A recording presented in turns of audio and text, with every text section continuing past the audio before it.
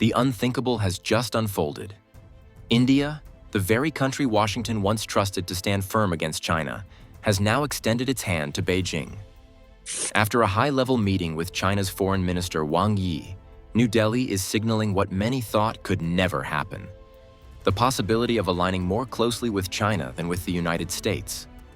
Donald Trump's sudden, inexplicable hostility toward India reverses policies pursued under 5 administrations, including his own previous one. If it holds, this reversal may be the biggest strategic mistake of the Trump presidency so far. For Donald Trump, this is a direct challenge to the vision he has sold for years. The promise was that tariffs would isolate Beijing and lock allies in behind Washington. But instead, the global picture is shifting, and fast. And while Trump continues to boast about America winning, China has been quietly building something far greater. In the shadows of the trade conflict, Beijing has stitched together a vast economic web across the global south. Its exports to developing nations now exceed $1 trillion a year. From Latin America to Southeast Asia, Chinese goods, investments, and factories are becoming the backbone of growth. China is no longer just exporting products, it is exporting its technological future. If India is moving closer to China, and if much of the developing world is already leaning toward Beijing, what does that mean for America's place at the top? Stay with us, because what looks like a routine diplomatic visit may turn out to be a turning point in world politics. What just happened in New Delhi could reshape Asia's balance of power. China's foreign minister, Wang has landed in India, a moment that carries far more weight than a routine diplomatic stop. It is the first time in more than 3 years that a Chinese official of this rank has set foot in the country, and the timing makes it especially significant. For decades, India and China have been rivals. Their history is marked by conflict. A war in 1962, deadly clashes along the Himalayan border as recently as 2020, and years of frozen relations that followed. New Delhi banned Chinese apps, cut Chinese investment, and leaned closer to the United States, particularly as Prime Minister Narendra Modi built a personal rapport with Donald Trump. But this visit signals a different chapter. India and China are reopening channels that were firmly shut. Direct flights between the two countries are preparing to resume. Beijing has eased restrictions on vital fertilizer ingredients that India's agriculture depends on. Most strikingly, both sides are discussing border trade routes again.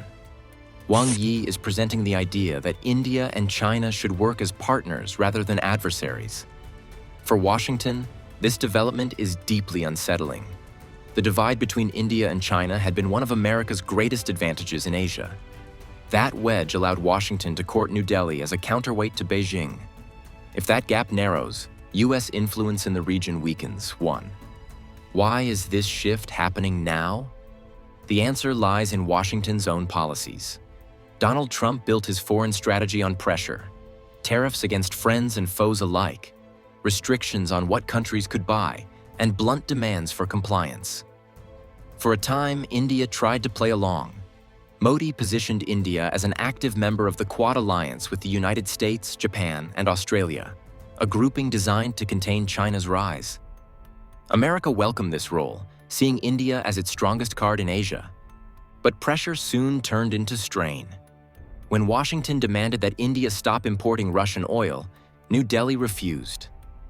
Energy security is non-negotiable for India. Cheap oil from Russia kept inflation in check for hundreds of millions of people. Abandoning it would have been economic self-sabotage. That refusal exposed the limits of the partnership. Instead of treating India as a strategic equal, US officials began to lecture and threaten. Sanctions warnings circulated, and the tone shifted from partnership to command. For India, a nation intent on being seen as an independent power, this was unacceptable. China moved quickly to seize the moment. Wang Yi's visit comes with gestures designed to build trust: reopened flight routes, loosened exports, revived trade talks. India's willingness to respond shows that New Delhi is no longer content to be seen as Washington's instrument in Asia. So Trump has succeeded in uniting the two Asian giants. Although this doesn't erase the mistrust between India and China, The border dispute remains unresolved, and competition still runs deep. But the message is clear. India intends to act on its own terms, balancing its relationships rather than blindly following American directives. And Wang Yi's arrival in New Delhi is the clearest indication yet that the conversation between Asia's two giants has started again. To see the full weight of Wang Yi's visit, we need to step back and connect it to the larger picture. What happens if India and China, the two largest nations in Asia, begin working more closely together? The answer is straightforward. American influence takes a serious hit. Consider BRICS. For years, one of its biggest weaknesses has been the mistrust between New Delhi and Beijing. That friction kept BRICS from evolving into a genuine alternative to the Western-led G7.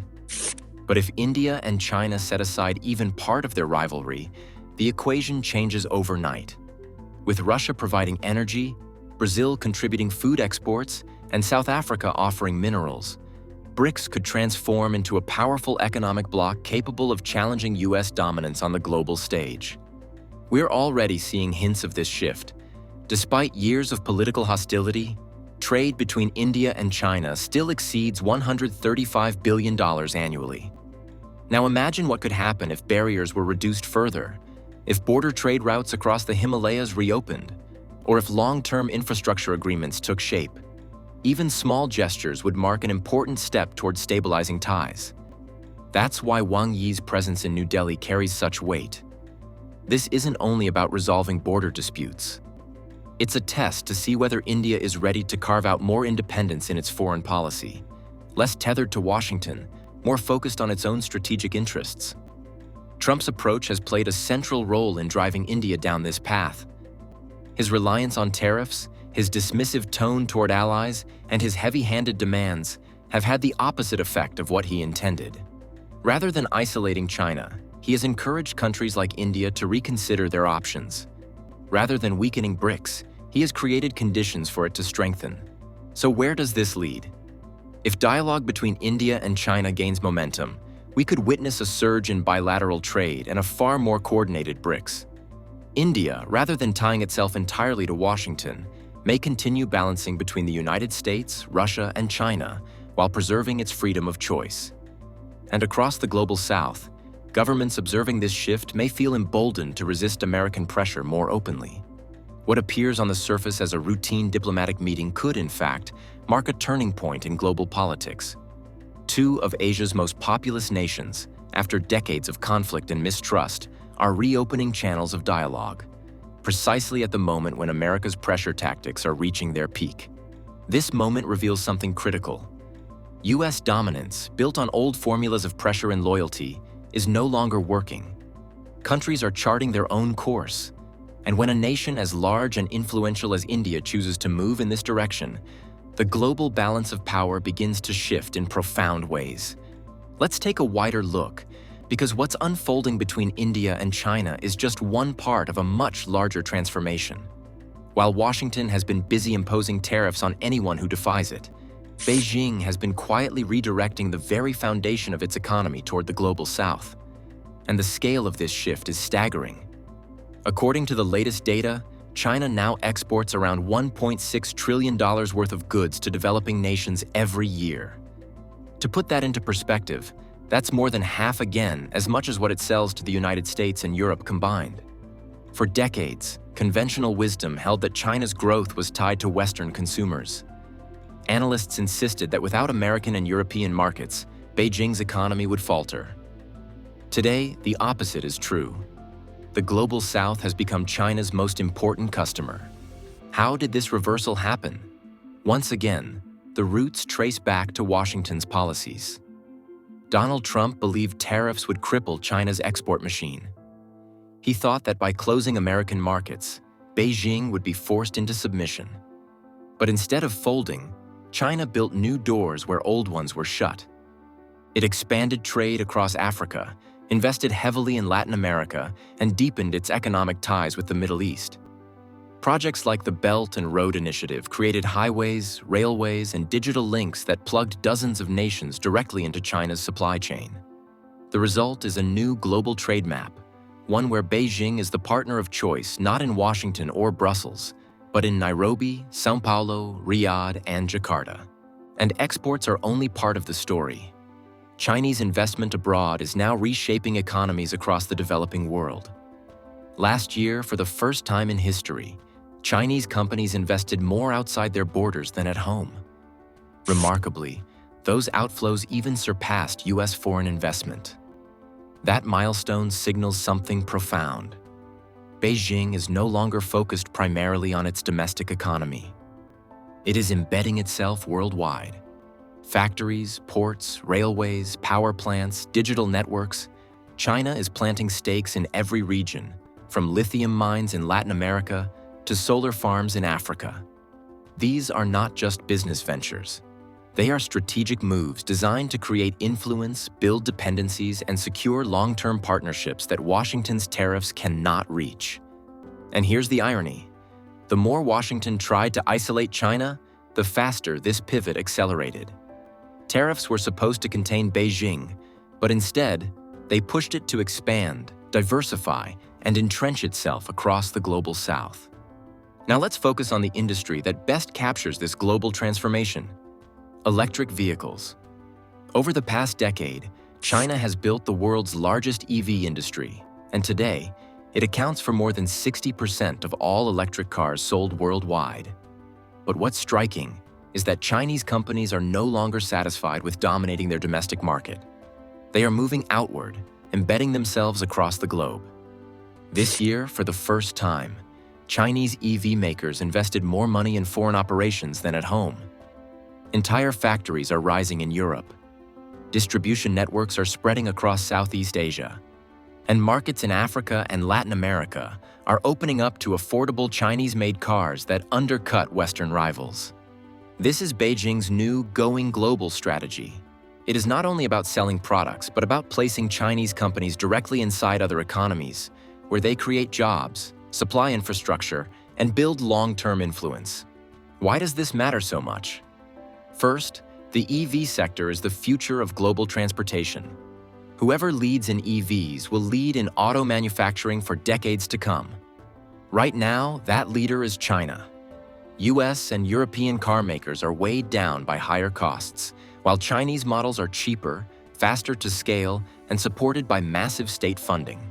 Second, EV supply chains rely on critical resources like lithium, cobalt, and nickel, most of which lie in the global south. By expanding its companies abroad, China is not just selling vehicles. It is securing access to the raw materials that keep the entire industry running. Control the resources, control the technology, and you control the market. Third, these overseas investments create a new layer of political influence. When a country like Brazil or Thailand hosts a Chinese EV factory, it doesn't just get an industrial boost. It begins to align with China as a strategic partner because its future jobs, growth, and technologies are tied to Beijing's success. That kind of loyalty cannot be undone by tariffs or speeches from Washington. Taken together, it's clear that Trump's strategy has backfired. Instead of isolating China, it has sped up its expansion into markets where America has little leverage. Instead of reinforcing US dominance, it has handed Beijing an opportunity to lead the global south into a new economic era. So when we see Wang land in New Delhi, when trade routes reopen and flights resume, it isn't just about two neighbors thawing relations. It is the opening chapter of a broader realignment in global power. The age when America set the rules is fading. A new age is beginning. One where China and its partners build a system of their own. And that raises the ultimate question. Will the United States adapt to this new reality? Or will it be left behind as others write the rules of the future? Make sure you're subscribed, because what comes next could redefine the world economy in ways we've never seen before.